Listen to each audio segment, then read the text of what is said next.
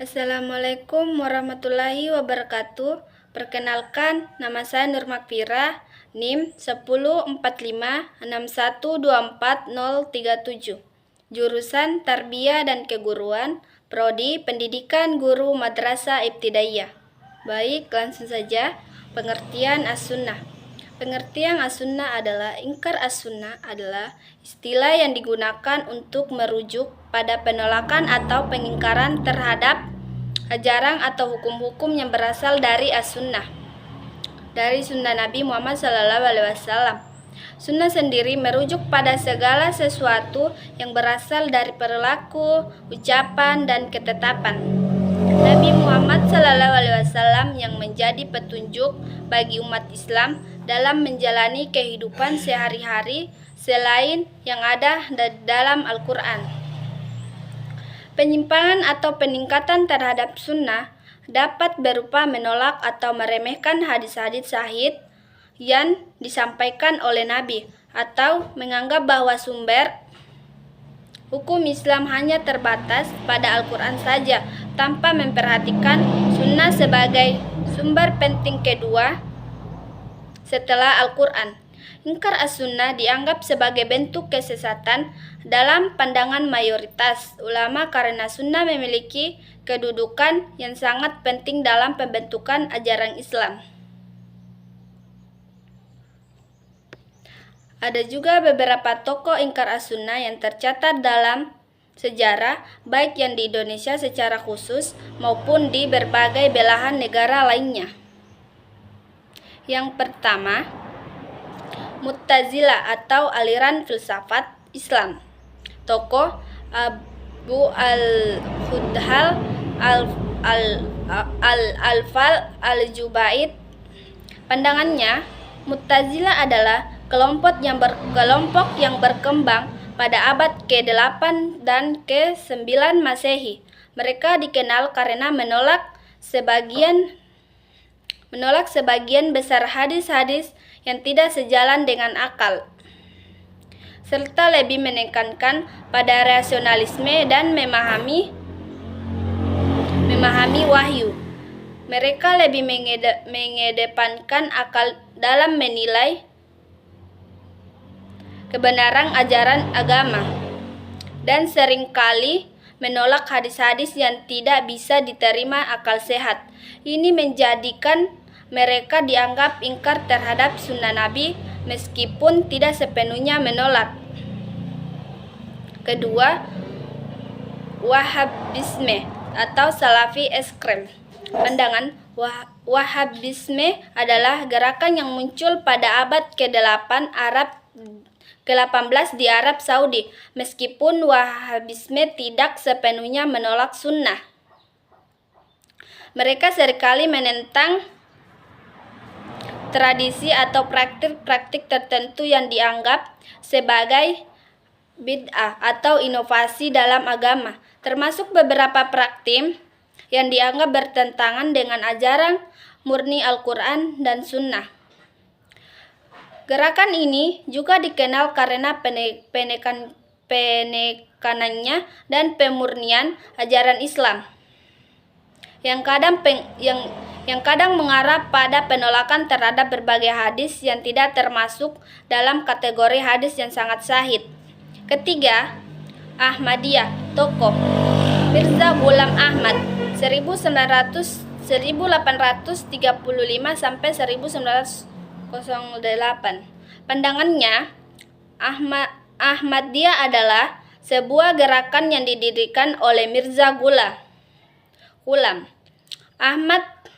Mirza Ghulam adalah Ahmad di India ada pada akhir abad ke-19. Meskipun Ahmadiyah mengakui Nabi Muhammad SAW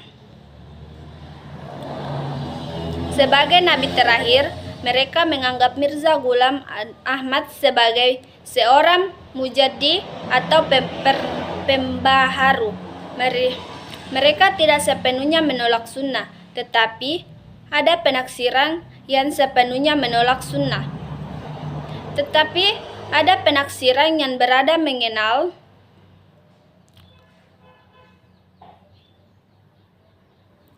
Tetapi ada penafsiran yang berada mengenai beberapa ajaran yang menyebabkan kritik, dan mayoritas umat Islam menilai ajaran-ajaran mereka bertentangan dengan pemahaman tradisional tentang sunnah. 4. Indonesia. Di Indonesia, meskipun tidak ada tokoh yang secara terang-terangan ingkar sunnah, terdapat beberapa kelompok yang cenderung mengabaikan atau menafsirkan sunnah dengan cara yang kontroversial. Salah satunya adalah beberapa kelompok yang teknologi dalam aliran liberalisme Islam yang cenderung menekankan interpretasi rasional terhadap agama, kadang-kadang mengabaikan atau meremehkan pentingnya hadis-hadis sebagai sumber ajaran Islam. Tokoh-tokoh yang terlibat. Beberapa tokoh dari aliran liberal Islam di Indonesia seperti Abdurrahman Wahid atau Gus Dur, meskipun tidak ingkar sunnah secara langsung, beberapa pandangan beliau tentang kebebasan beragama dan penafsiran yang lebih kontekstual kadang dianggap sebagai bentuk menginginkan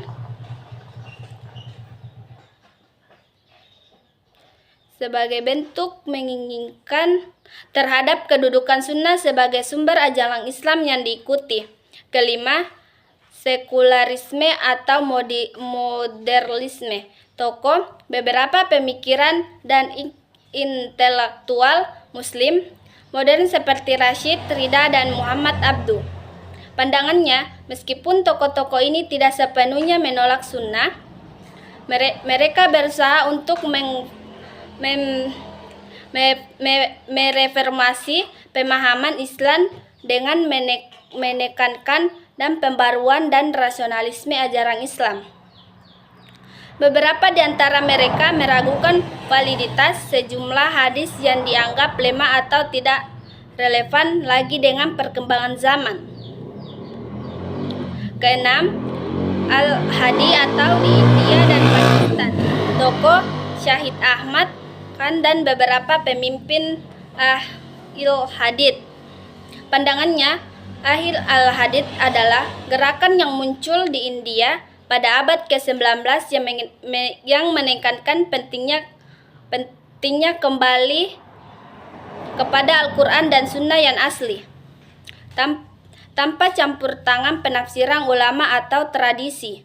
Mereka tidak menolak sunnah, tetapi mereka menekankan bahwa hanya hadis-hadis yang sahih yang diakui, dan mereka cenderung menolak hadis-hadis yang tidak termasuk dalam kategori sahih atau yang dianggap tidak sesuai dengan Al-Quran. Secara umum, meskipun ada tokoh atau kelompok yang mencoba mengurangi perang as-sunnah dan mengkritik sebagian hadis, mayoritas umat Islam baik di Indonesia maupun di seluruh dunia tentang pemandangan sunnah sebagai sumber hukum yang sangat penting setelah Al-Quran. Pengingkaran terhadap sunnah biasanya dianggap sebagai penyimpangan dari ajaran Islam yang benar. Baik, biografi tokoh ceritakan pemikiran ingkar as-sunnah dan hadis pegangannya. 1. Muhammad bin Abdul Wahhab 1903 sampai 1992. Biografi. Muhammad bin Abdul Wahhab adalah seorang ulama asal Arab Saudi yang dikenal sebagai pendiri gerakan Wahhabisme pada abad ke-18. Gerakan ini bertujuan untuk mengembalikan Islam kepada ajaran yang dianggap untuk sesuai dengan pemahaman Al-Quran dan Sunnah. Wahhabisme sangat menekankan pada permurnian ajaran Islam, terutama dengan menentang bid'ah atau inovasi dalam Islam, syirik dan amalan-amalan yang tidak berdasarkan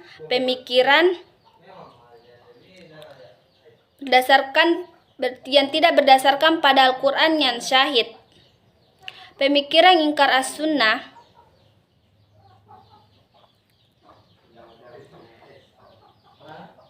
walaupun tidak menolak sunnah secara keseluruh, Wahabisme seringkali dianggap sebagai gerakan yang menyempitkan peran sunnah. Mereka sangat selektif dalam menerima hadis, yang hanya menerima hadis yang sangat syahid atau mutawatir, dan menolak hadis-hadis yang dianggap dhaif atau lemah, atau yang menurut mereka mengandung unsur bid'ah. Mereka menekankan pentingnya kembali kepada sunnah yang murni, yang menurut mereka berlandaskan pada pemahaman literal terhadap teks-teks agama. Hadis pegangannya.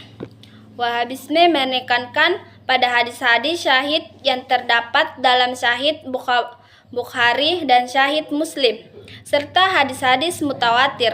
Mereka menolak hadis-hadis yang tidak kuat atau yang dianggap bertentangan dengan prinsip-prinsip dasar tauhid atau keesaan Tuhan.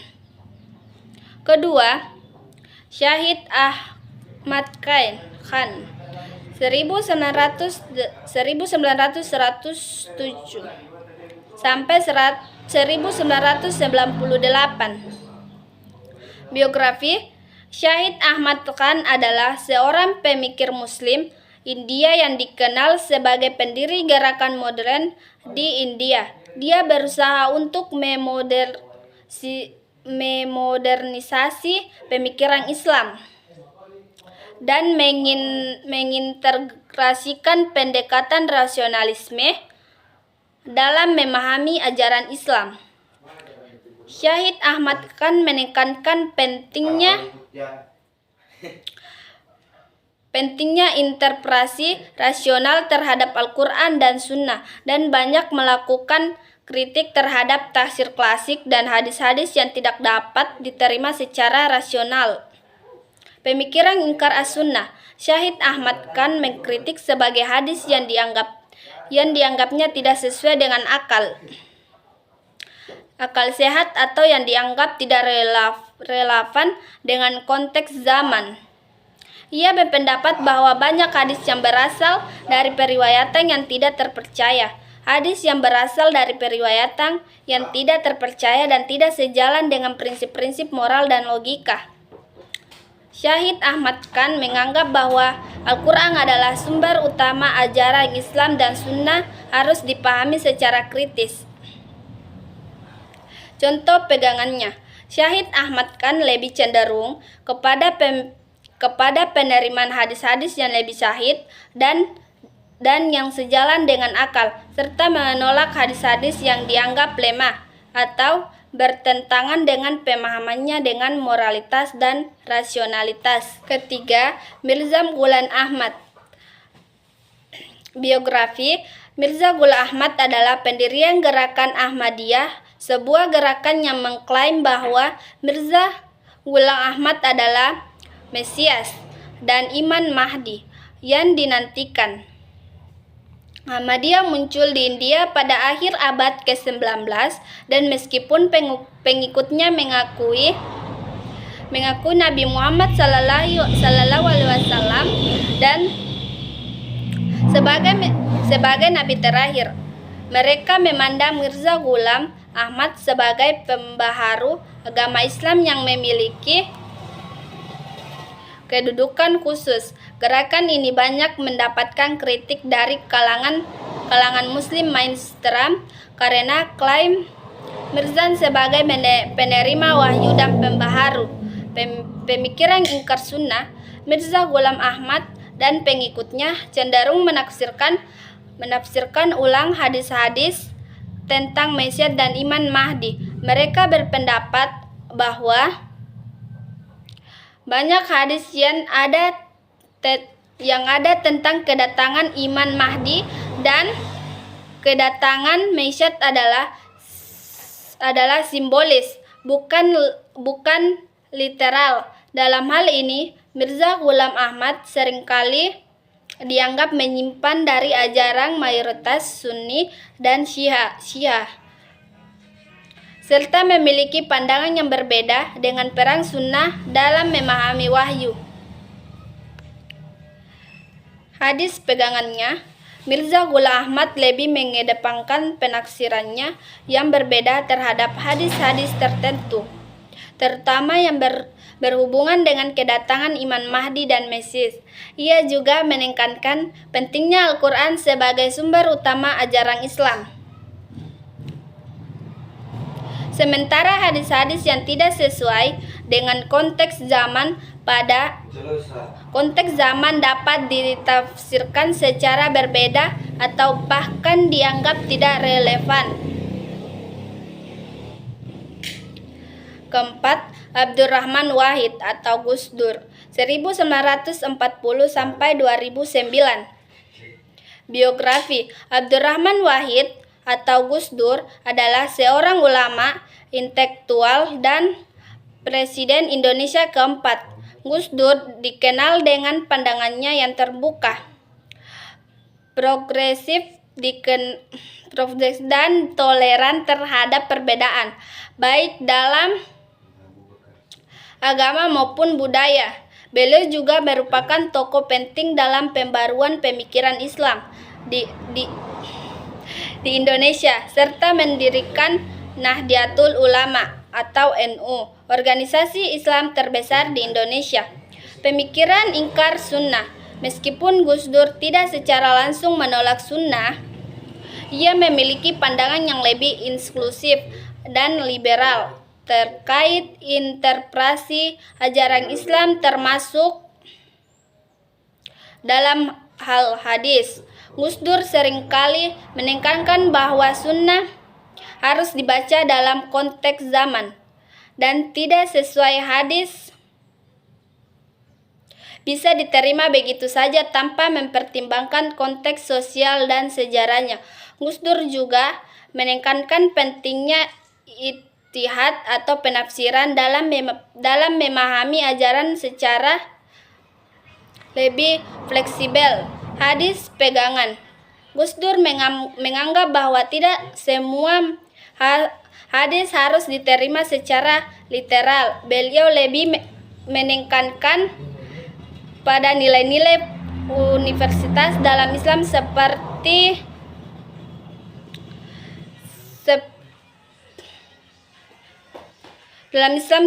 keadilan, kesetaraan, dan toleransi. Demikianlah apa yang saya sampaikan. Kurang lebihnya mohon dimaafkan. Wabillahi taufiq wal hidayah. Assalamualaikum warahmatullahi wabarakatuh.